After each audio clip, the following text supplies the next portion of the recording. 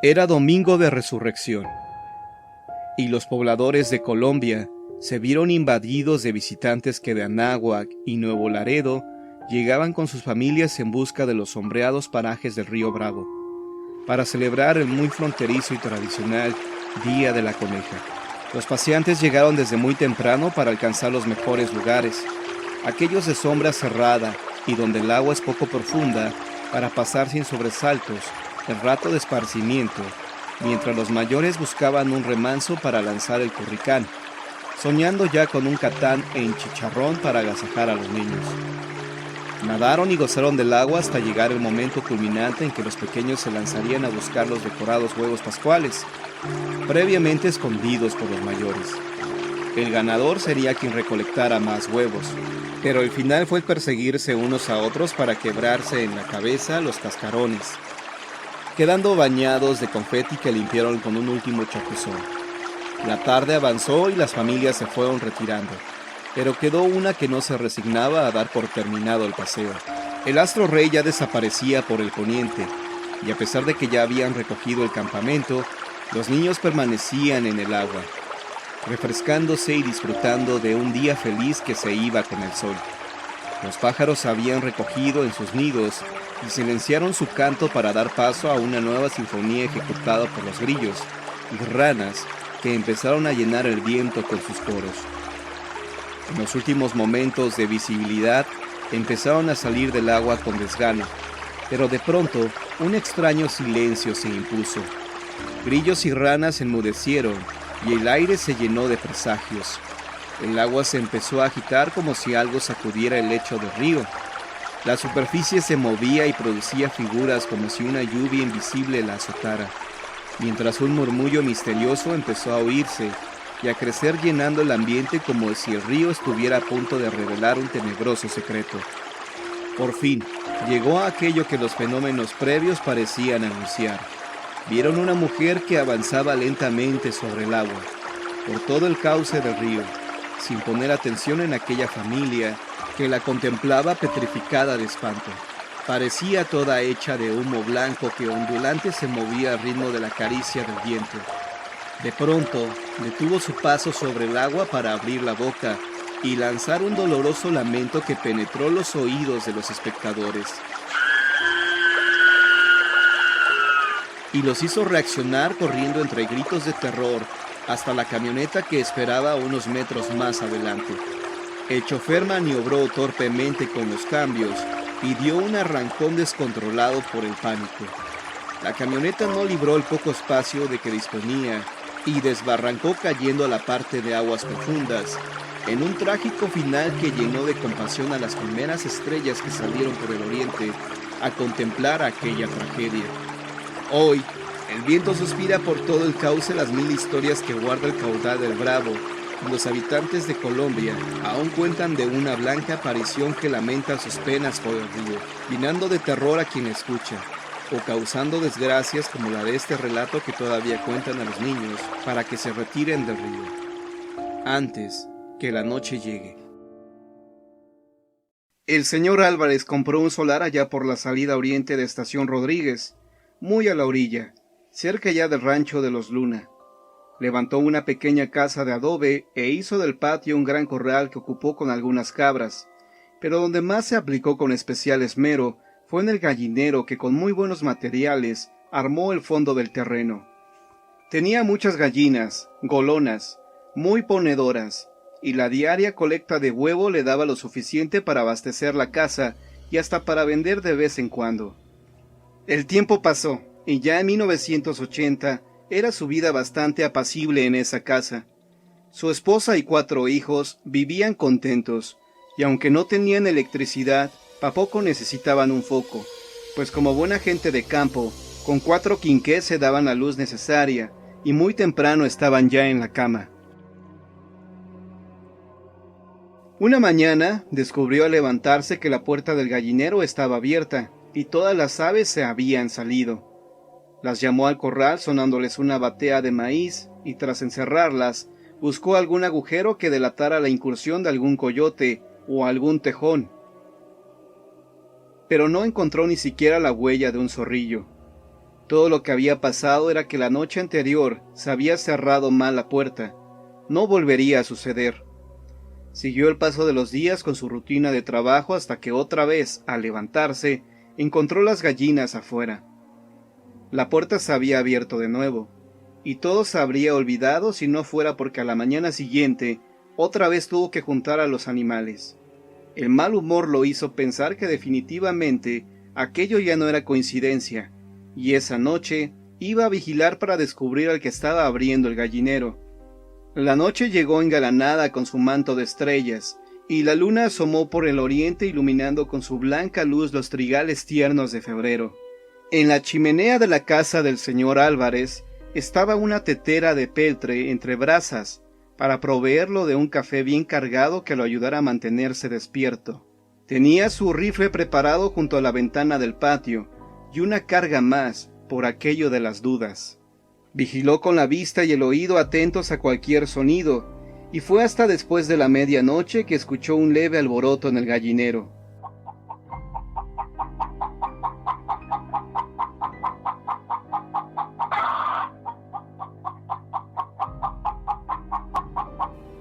Con calma puso el rifle al hombro y el dedo en el gatillo.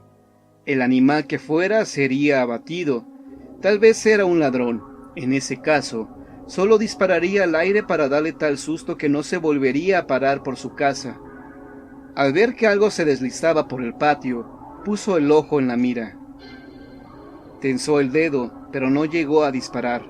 Levantó la mirada del cañón, bajó el fusil y quedó con los ojos fijos y desmesuradamente abiertos.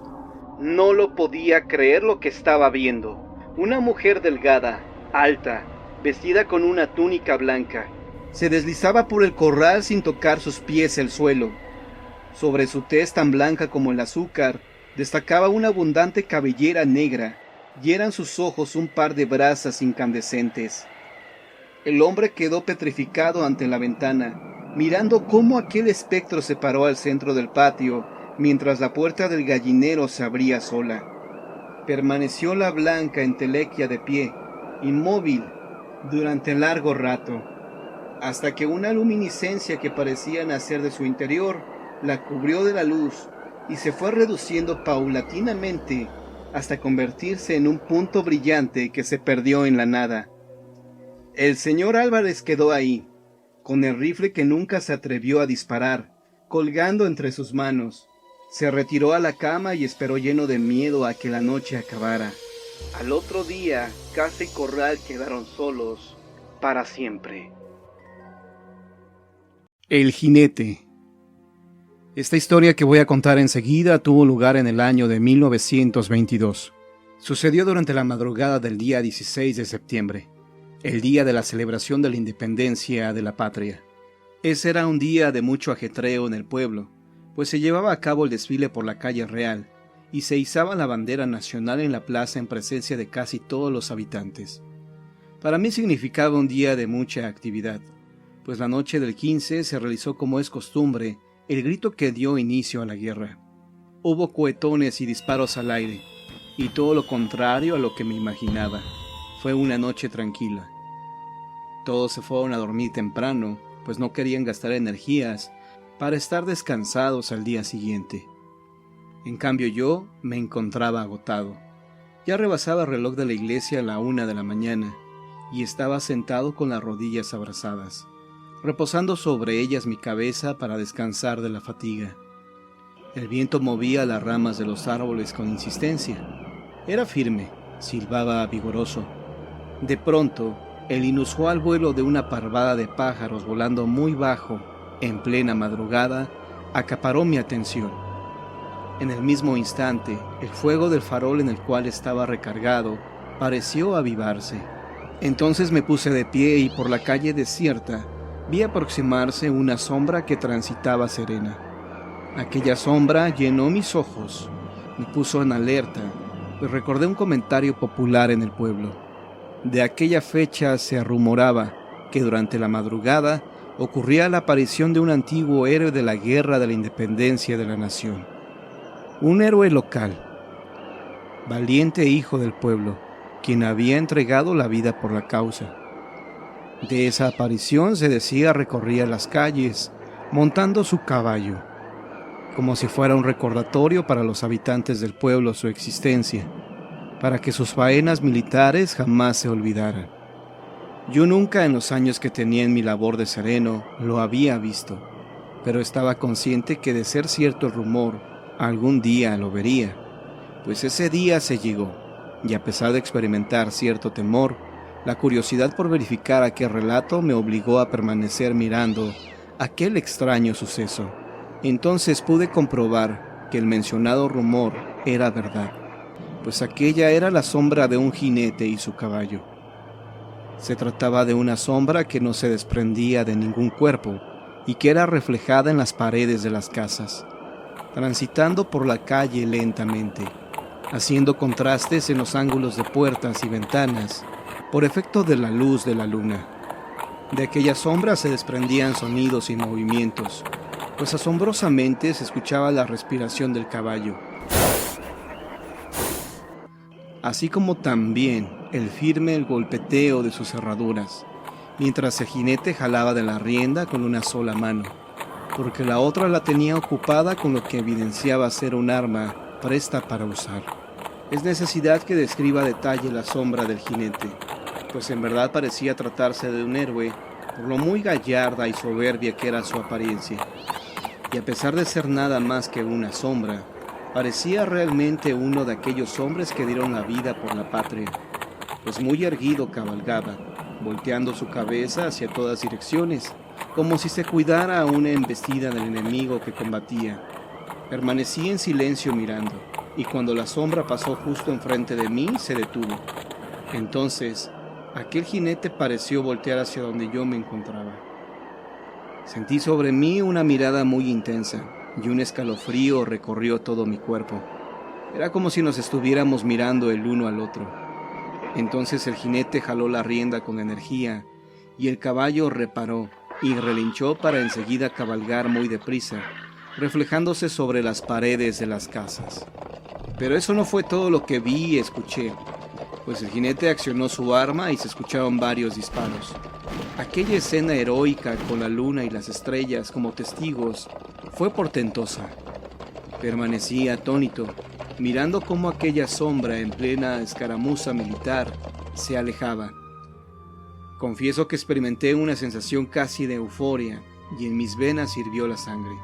Debo mencionar que sentí emoción y nostalgia por haber visto al misterioso jinete hacerse presente.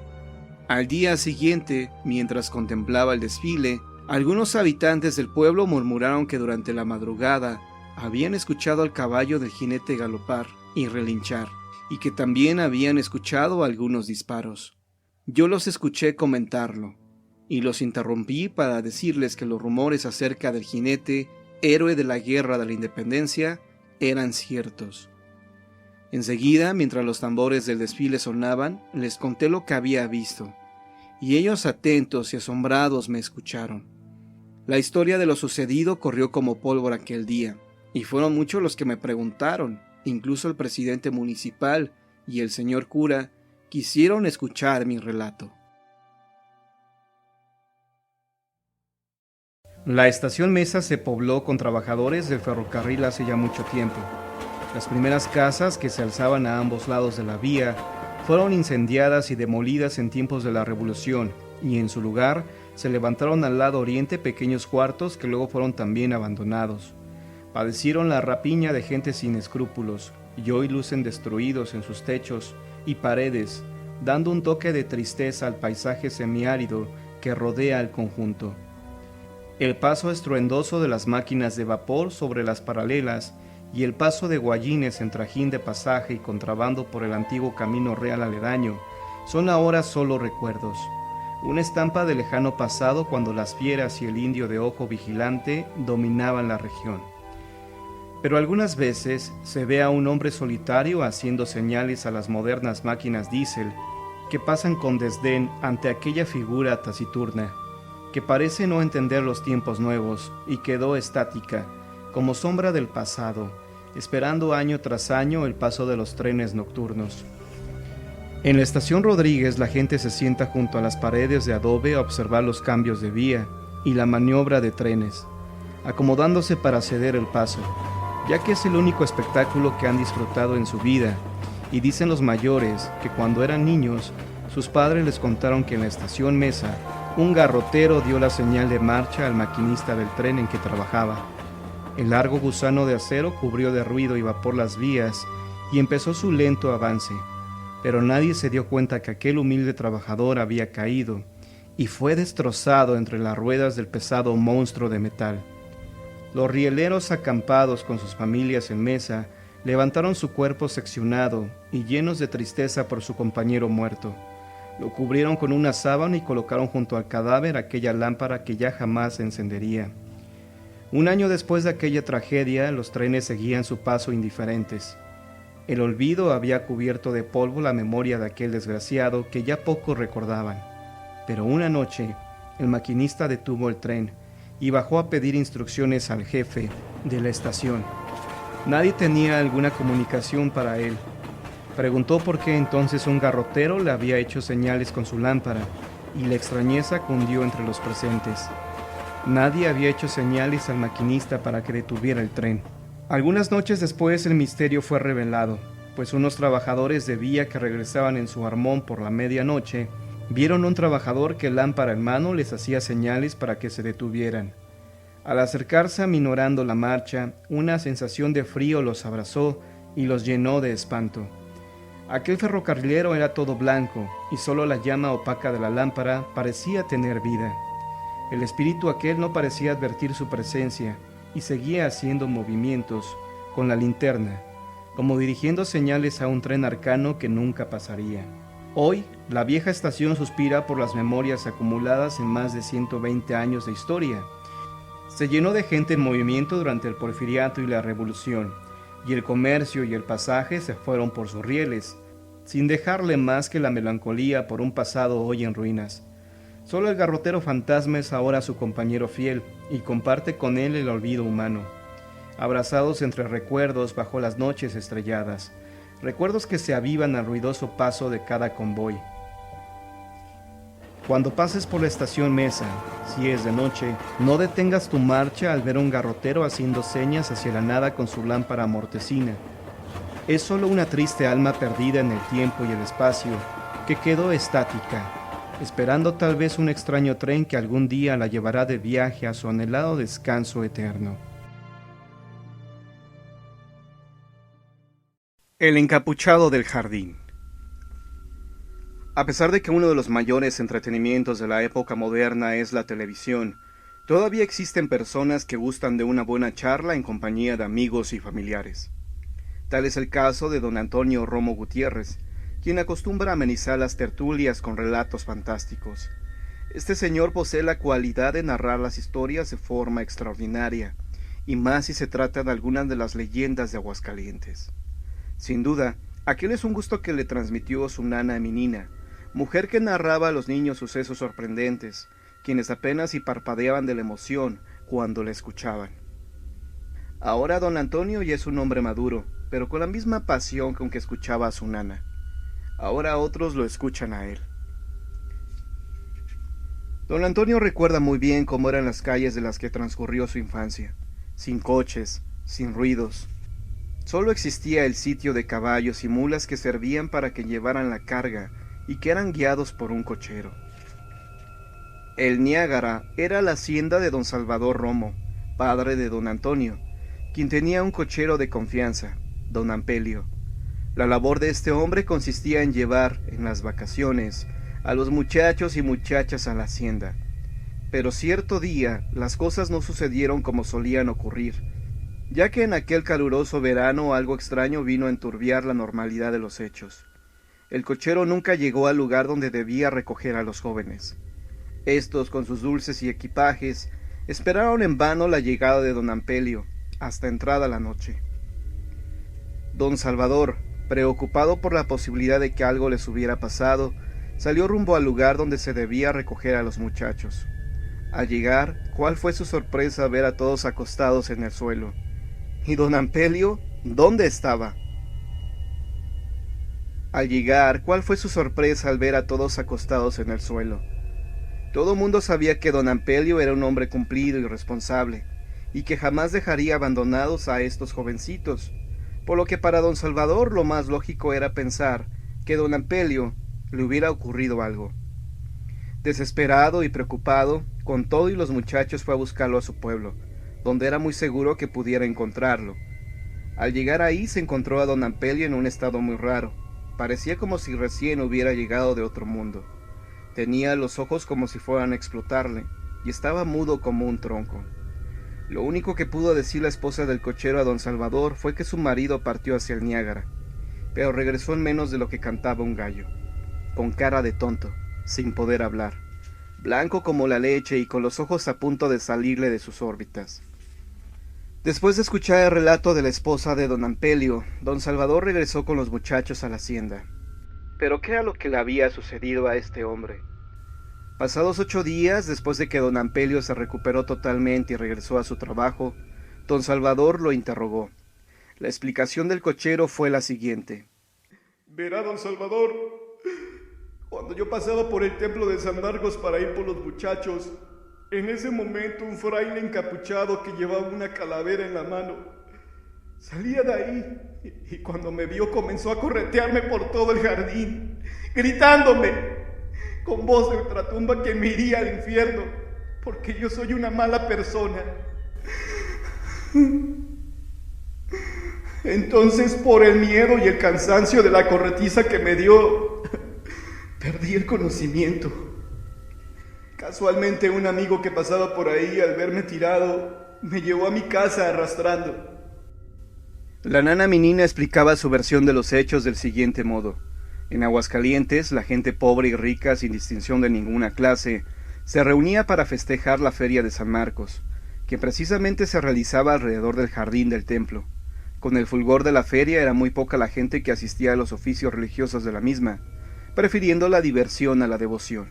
Un mes después de la festividad, decía la gente, se parecía a un fraile que llevaba en una mano una vela y en la otra una calavera. Este monje se paseaba por el jardín como intentando eliminar el griterío y el escándalo que había dejado la feria, y las personas que llegaban a ver desde sus balcones al misterioso encapuchado salido de ultratumba, llenas de espanto y miedo, lo único que alcanzaban a decir era alguna Ave María o Padre Nuestro. Pero cuando alguien pasaba por el jardín casualmente y se encontraba al encapuchado, entonces éste corría tras el incauto, gritándole groserías y cosas como ¡Maldito pecador! ¡Te irás hasta el infierno! Don Antonio Romo, quien entonces era un chamaco apenas, recordó el relato que su nana le había contado, y le pareció que aquel fraile era el mismo que se le había aparecido a don Ampelio. Él, junto con su grupo de amigos, decidieron ir a buscar al encapuchado del jardín, para enfrentarlo y ahuyentarlo, ya que mucha gente tenía miedo de pasar por ese lugar. Fue así como una tarde llegaron al jardín. Cada uno se escondió en un lugar donde no lo pudiera ver el fraile, y de esta forma tuvieron la oportunidad de sorprenderlo. Y a buena fue que lo consiguieron, ya que pudieron acorralarlo, y uno de ellos le quitó la capucha, otro la calavera, y a su vez, el otro lo pateó mientras el monje encapuchado decía: ¡Malditos desgraciados! ¡Se los va a llevar el diablo! Pero la sorpresa aumentó cuando al verle la cara descubierta, comprobaron que el misterioso hombre no era otro, sino el sacristán de la iglesia, que se divertía de lo lindo asustando a las personas. A pesar de que don Antonio y sus amigos dijeron hasta el cansancio la identidad del encapuchado, nadie les creyó, y la leyenda del encapuchado del jardín sigue estando más viva en Aguascalientes.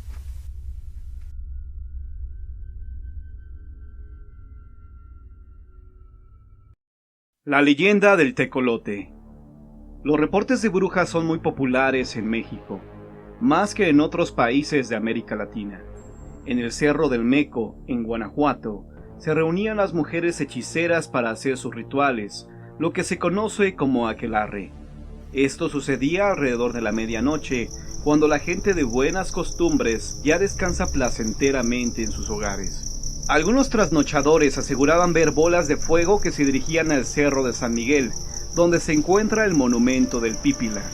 Ahí aterrizaban y se apagaban. Horas más tarde se les veía de nuevo sobrevolando el cerro para volar hacia diferentes puntos del pueblo. Una de esas bolas de fuego, una de esas brujas, era Inés, la protagonista de esta macabra leyenda. Inés trabajaba como cocinera en un comedero, lo que hoy se le conoce como fonda. Tenía buen sazón y era asediada por algunos clientes, pues además de su belleza sabían que no tenía marido y vivía sola, creyendo que sería fácil cortejarla, pero ella rechazaba a todos aquellos que le hablaban de amor.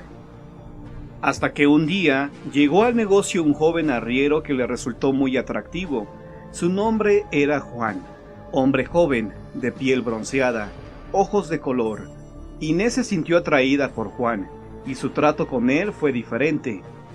Juan se dio cuenta que tenía una oportunidad con esta bella mujer, y comenzó a enamorarla, lo cual no le resultó difícil.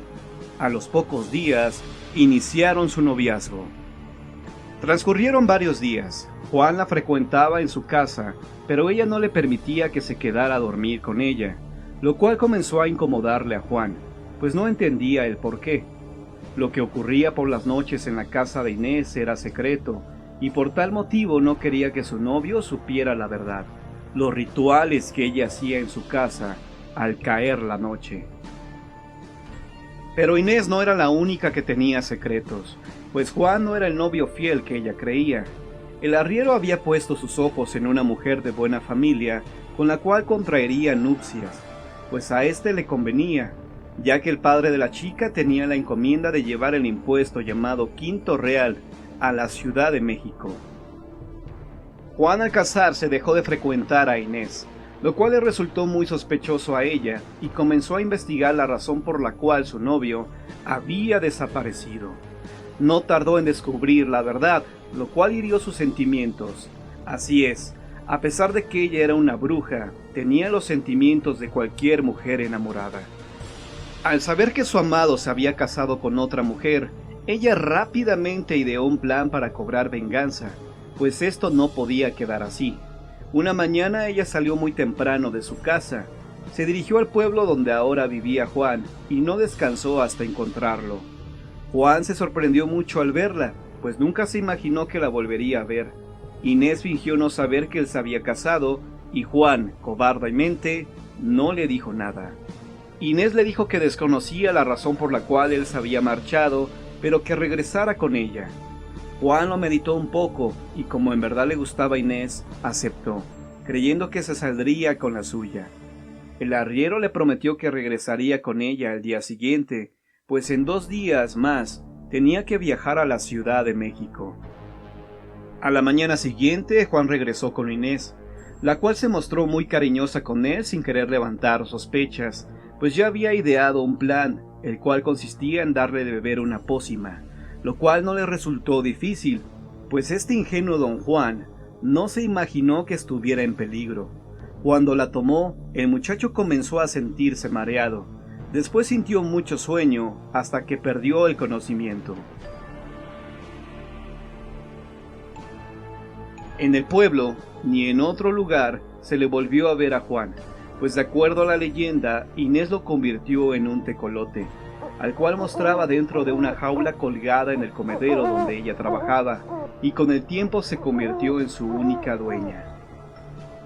Inés no se volvió a enamorar y permaneció sola por el resto de sus días. Murió alrededor de los 80 años y hasta el último día de su vida estuvo acompañada de esa ave que a muchos incomodaba.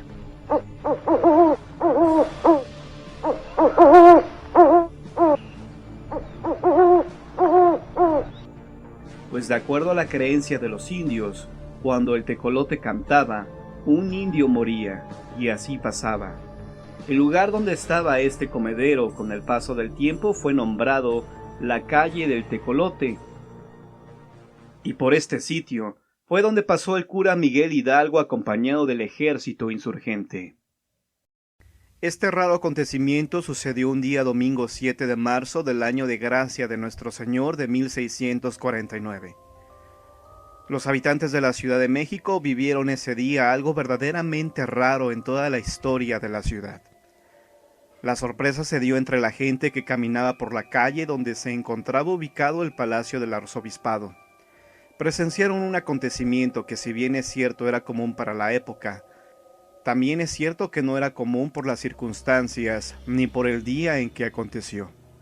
Los habitantes de la ciudad vieron pasar cargando en una mula a un caballero, y en las ancas del animal iba montado un indígena, sosteniéndole para que éste no se cayera. Tal caballero era el cadáver de un portugués, y haciéndole compañía iba a su lado el pregonero a la usanza de la época, quien tocando la trompeta para anunciarse, hacía público el delito que dicho hombre había cometido en vida.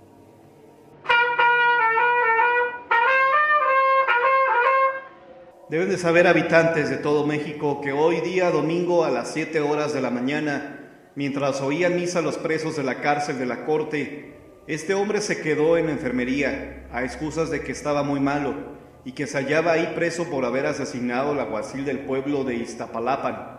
Mientras los presos oían dicha misa, se bajó en secreto y se ahorcó, sin que nadie lo viera ni lo sospechara. Acababa la Eucaristía y buscándolo los carceleros, lo encontraron como se ha dicho. Se les dio cuenta a los alcaldes de la corte y hecha la averiguación correspondiente, en la que se probó que ninguna persona le había prestado ayuda ni aconsejado a consumar en sí mismo tan temerario delito, se pidió licencia al arzobispado para que se ejecutara con la pena capital, a la que había sido previamente condenado por la muerte del alguacil del pueblo de Iztapalapan, pues sin esa licencia no se le puede ejecutar, por ser hoy el día del santo doctor de la Iglesia Tomás de Aquino, y además domingo, en el que por ley no puede haber ejecuciones. Pero visto los autos, concedió el permiso la autoridad eclesiástica, y la justicia ordena que hoy sea ahorcado el difunto en la plaza mayor de esta ciudad, para que sirva de escarmiento y ejemplo a los que cometen este tipo de actos. Así el número de vecinos curiosos fue creciendo, pues de todo el mundo era sabido que cuando la Inquisición ponía en manos de la autoridad civil a un reo, estos eran quemados en efigie, si se encontraban ausentes, o en su caso se desenterraban los huesos si ya se encontraba muerto. Pero lo que sí era raro es que se fuera a ejecutar a un difunto. Después de pasear el cadáver por las calles de la ciudad, toda la comitiva y el portugués hicieron alto en la Plaza Mayor, y el difunto fue ahorcado frente al Palacio Real, en el sitio donde se encontraba precisamente la picota pública. Todo el procedimiento se ajustó a las normas relativas al ajusticiamiento de los vivos, a excepción de no llevarle el Cristo de la Misericordia, que por costumbre siempre acompañaba en las ejecuciones a los sentenciados, pero siempre y cuando no fueran suicidas o impenitentes, como era el caso del portugués. Ejecutado por fin el difunto, se dejó colgado su cadáver por muchas horas. Curiosamente, ese día había estado soplando mucho aire por toda la ciudad con tal fuerza que levantaba las capas de los hombres y los vestidos de las mujeres. Se volaba también los sombreros y hasta tocaban solas las campanas de las iglesias y los monasterios. La superstición de la gente atribuyó que dichos vientos se debían a la ejecución del caballero portugués, y desde luego se tomó que la cosa era del mismísimo demonio, y hasta decían que el portugués suicida era el diablo. Esta noticia se fue propagando por todas las calles de la ciudad, y la gente curiosa acudía a ver al pobre hombre colgado, y le hacían cruces, diciéndole que era Satanás, y que por esta causa estaba soplando el aire tan fuerte. Los muchachos traviesos, no contentos con ponerle cruces al cadáver, lo estuvieron apedreando toda la tarde, hasta que los miembros de justicia autorizaron a que bajaran el cuerpo del infeliz portugués y se condujera hasta el rumbo de San Lázaro, donde fue arrojado en las sucias y pestilentes aguas del lago. El video de hoy ha llegado a su fin. Espero que haya sido de tu agrado. Me ayudas muchísimo regalándome un poderoso like y compartiendo el video en tus redes sociales. Recuerda que los programas en vivo ahora son los días martes y jueves a partir de las 10 de la noche. Por tu atención y compañía, muchas gracias.